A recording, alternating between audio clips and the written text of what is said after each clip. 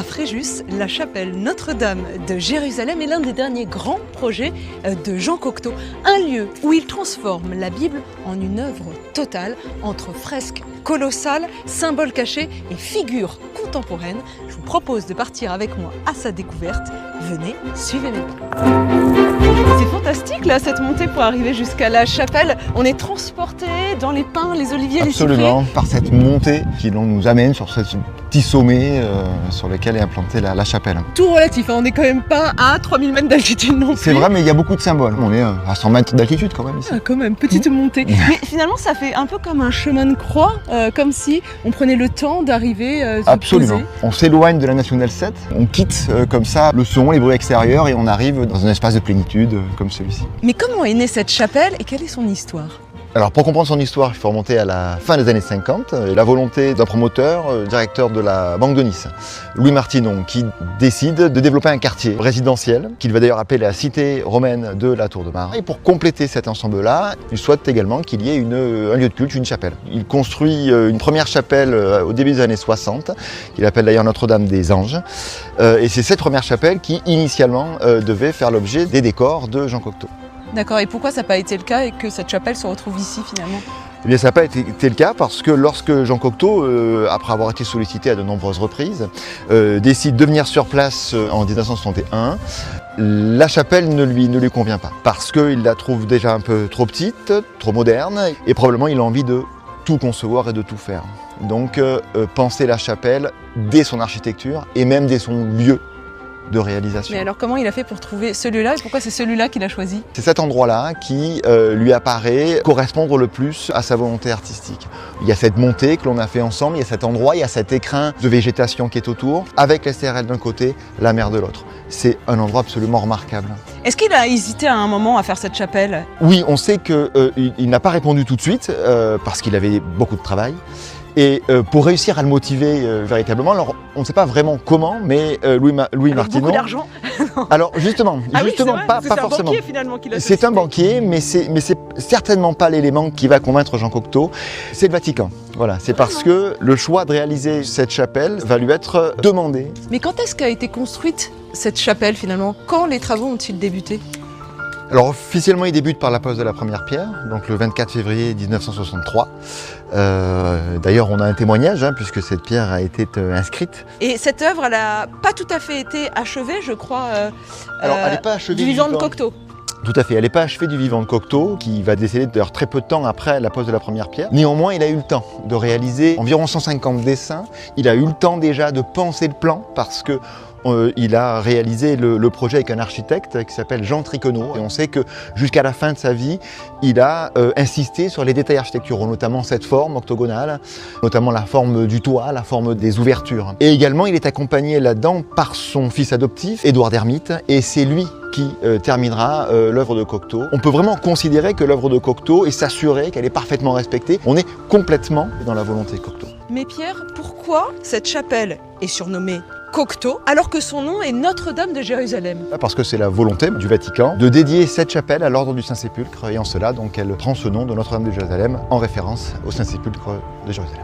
Donc au tombeau du Christ en fait. Au tombeau du Christ, absolument. Lorsqu'on regarde cette chapelle, elle n'a rien de traditionnel. Moi je vois des arrondis, ça me fait penser à l'art roman, et en même temps c'est octogonal, ça me fait penser à un baptistère, c'est très curieux.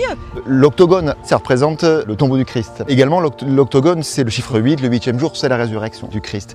Et puis vous avez également le modèle des baptistères, et notamment le baptistère de la cathédrale de Fréjus, qui a cette forme octogonale. Alors je remarque au sommet de cette chapelle, une croix très particulière. Elle est rouge et elle a une forme singulière. Alors oui, c'est la croix de Jérusalem, la croix du Saint-Sépulcre, avec 4 petites croix autour qui représentent donc le chiffre 5, ce sont les 5 plaies du Christ.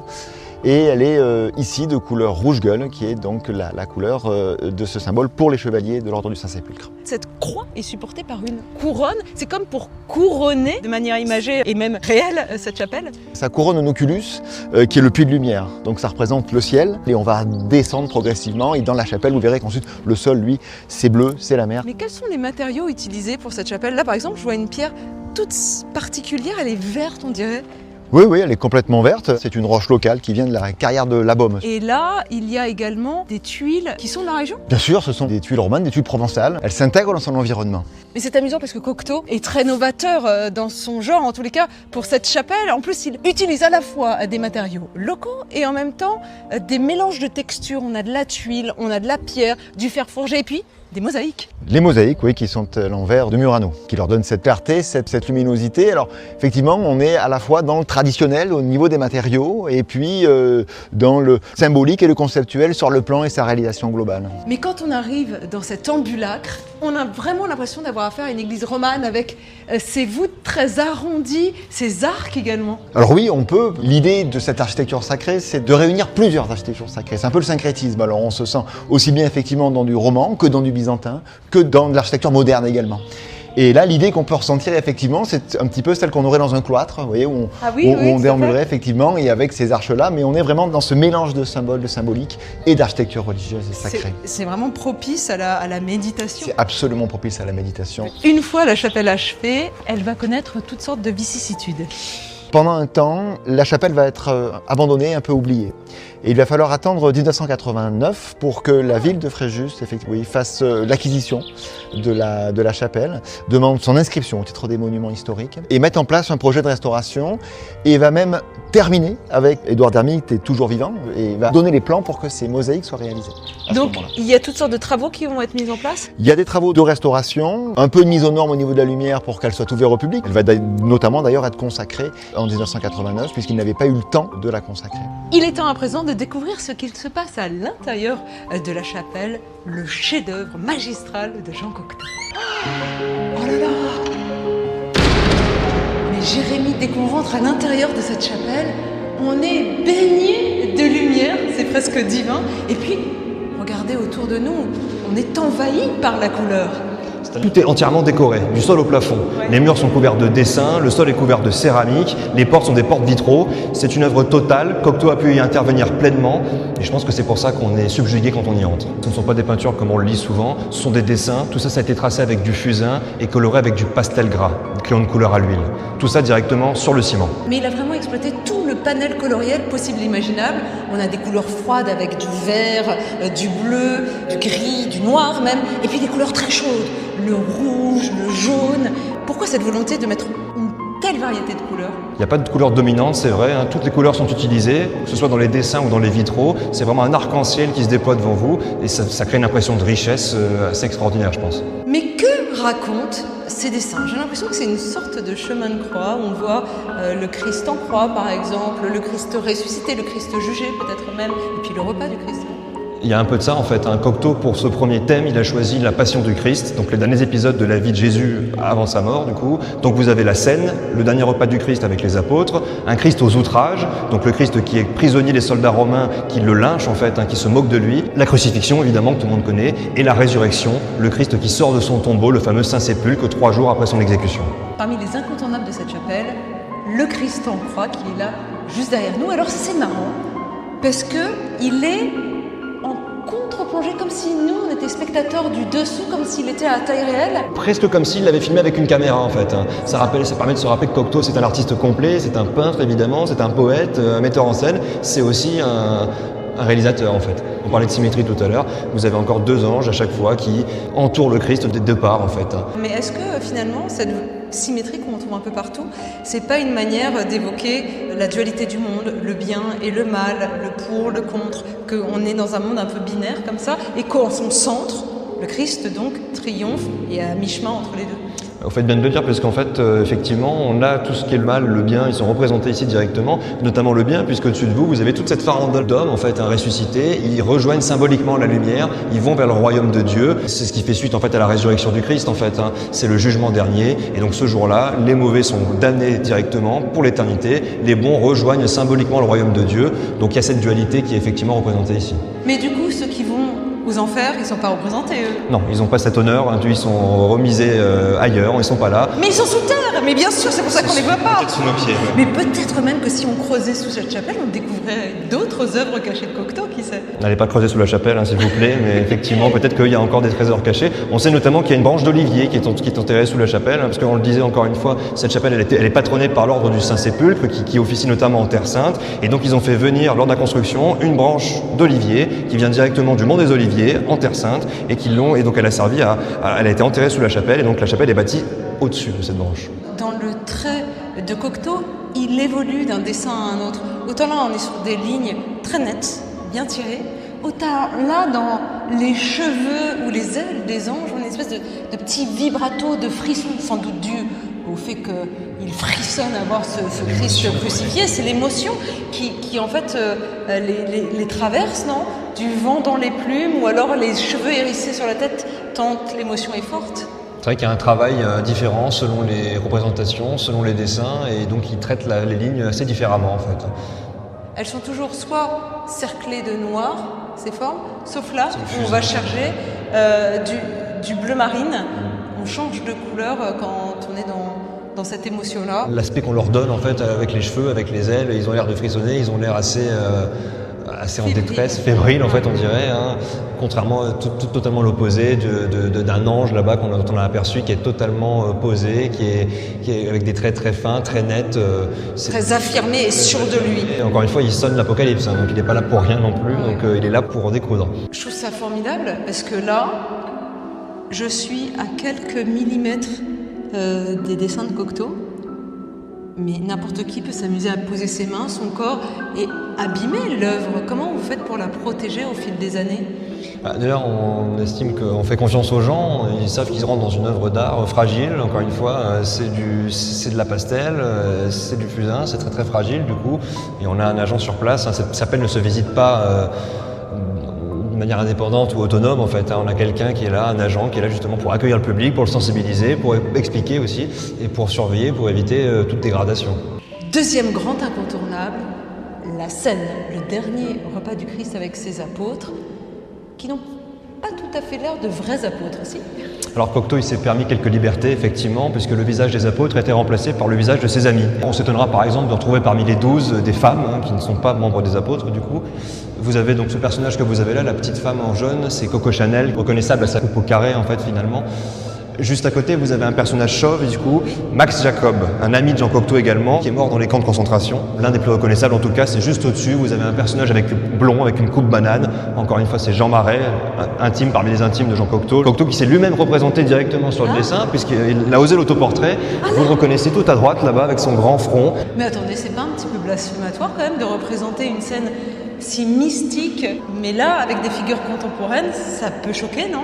Alors, il s'est quand même pas autorisé à changer le visage du Christ, hein, puisque le Christ, avec son auréole, il est au centre, ça, il n'y a pas de problème. Mais effectivement, c'est un petit peu osé comme représentation.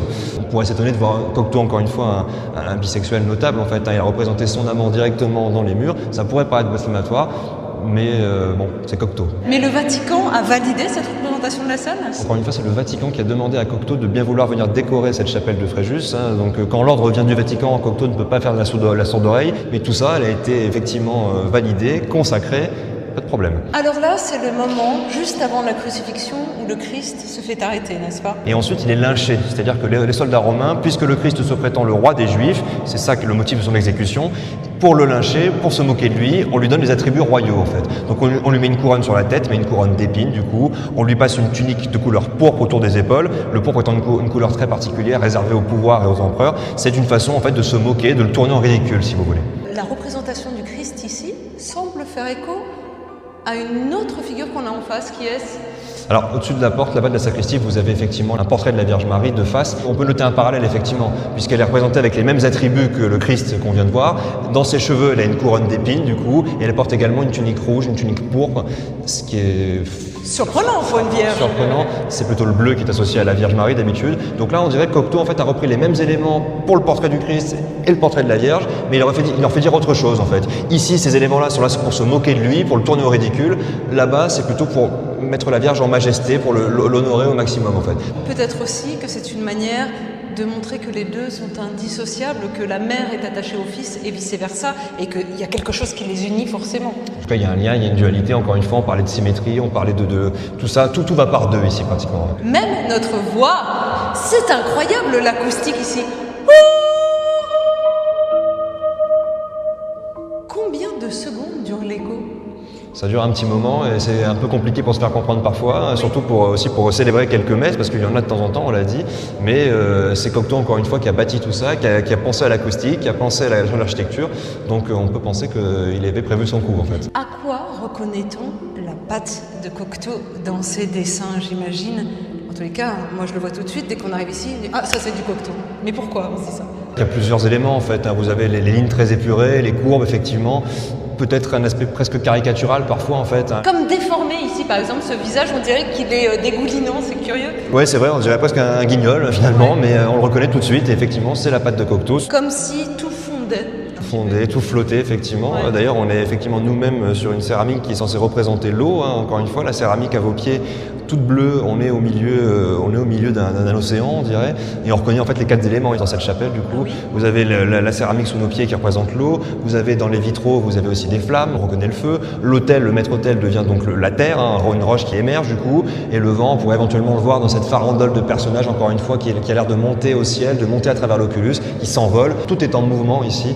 Cocteau, c'était quelque chose qui lui plaisait, manifestement. Et alors, nous avons également des éléments végétaux, notamment cette rose. Mais c'est curieux parce que c'est pas forcément une fleur locale de la région. Non, la rose, c'est pas du tout endémique à la Provence, ni à Fréjus, du coup. La rose que vous avez là, c'est un renvoi, en fait, c'est un élément qui appartient à la Vierge, en réalité.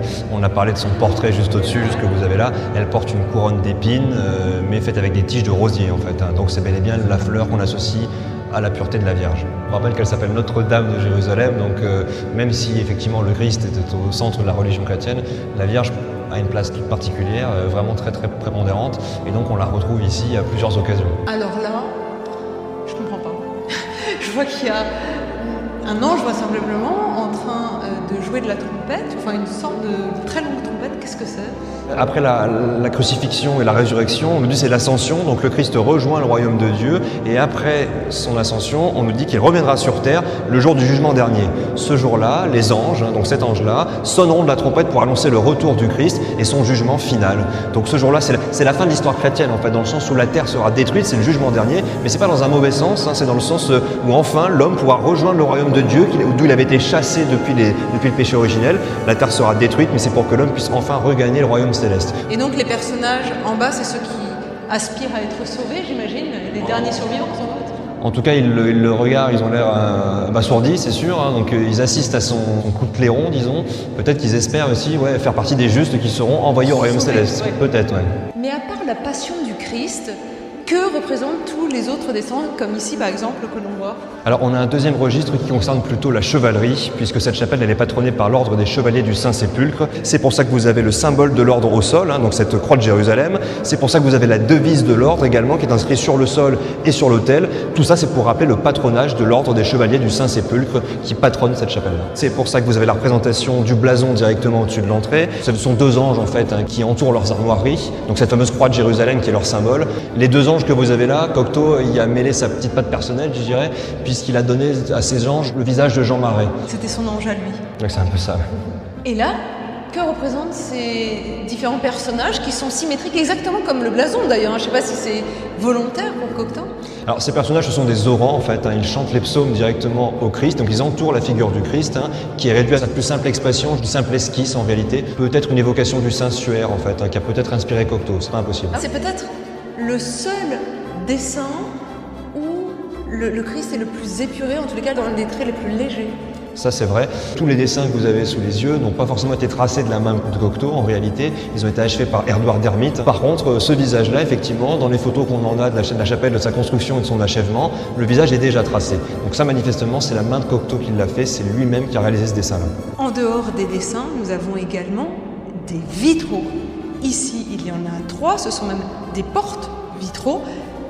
À qui les doit-on? À Cocteau aussi? Alors on les doit à Cocteau parce que de l'aveu de l'architecte, quand il a conçu cette chapelle, du coup, il a voulu faire des surfaces entièrement nues pour que le peintre Cocteau puisse s'exprimer pleinement. Donc pas d'ouverture, pas de fenêtre du coup.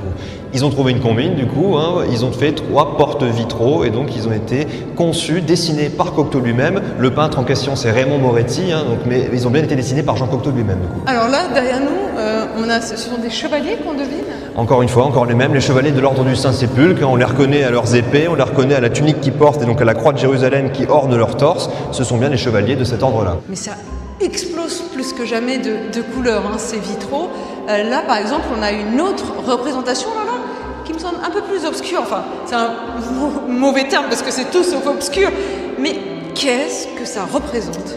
Il faut faire un sacré effort, mais je vais vous expliquer. Vous êtes en face de 2 visages en réalité. Sur ma gauche ici, sur votre gauche, c'est bel et bien le visage du Christ qui vous fait face. En réalité, on voit ses 2 yeux ici, son nez, et vous avez sa barbe. Donc, ah mais il faut prendre du recul là pour... prendre un peu de recul, je pense, c'est pas si simple, mais c'est bel et bien le visage du Christ. Et à côté, encore une fois, vous avez, comme souvent, la Vierge Marie, donc sa mère du coup. Elle est de profil en réalité, on la voit de côté, on voit sa tunique bleue, en fait, on voit son œil, et donc elle a la tête légèrement baissée. Et alors là, cette dernière porte vitrail, je vois que ce sont des oiseaux, des colombes peut-être ?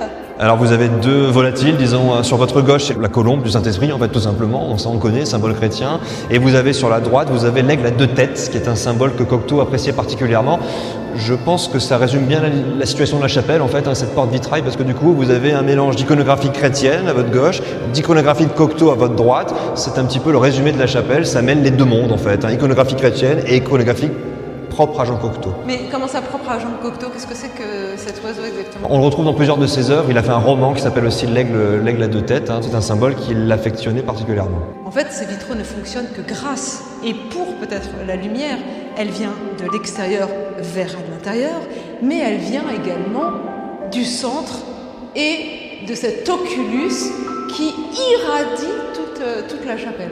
Cet oculus en fait tire son inspiration du Panthéon à Rome, avec sa coupole en fait, avec son oculus zénithal justement. Si on appelle ça un oculus, c'est pour rappeler donc l'œil oculus, c'est ça, comme si l'œil de Dieu nous regardait en fait, c'est ça. L'œil du Dieu chrétien effectivement, et donc il a une vue directe sur cette chapelle si vous voulez. Et j'imagine qu'au fil de la saison et peut-être même de la journée, la lumière, les jeux de couleurs varient énormément, non ?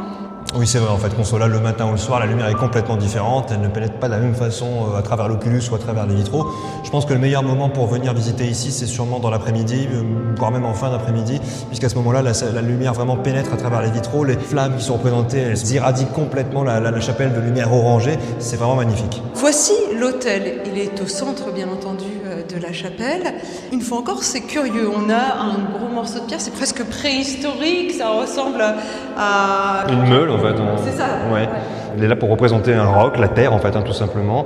Il est massif et il sert encore parce qu'effectivement la chapelle elle est encore une fois consacrée. Donc une fois par an, c'est pas souvent, mais une fois par an, on célèbre une messe ici. Ah et puis là ce sont des bougeoirs de part et d'autre.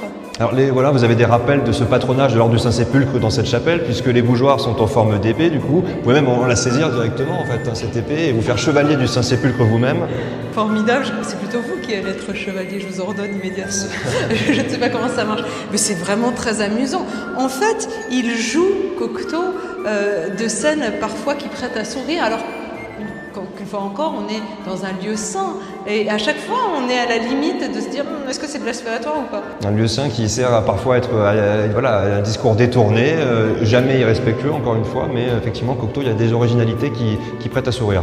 Alors, à l'extérieur également, c'est très décoré. Hein. Toutes les parois murales sont recouvertes par toutes sortes de mosaïques. On les doit à Cocteau également. Ce sont bien les dessins de Cocteau qui ont été transposés au mur. Certains sont même datés, signés, JC63, c'est bon.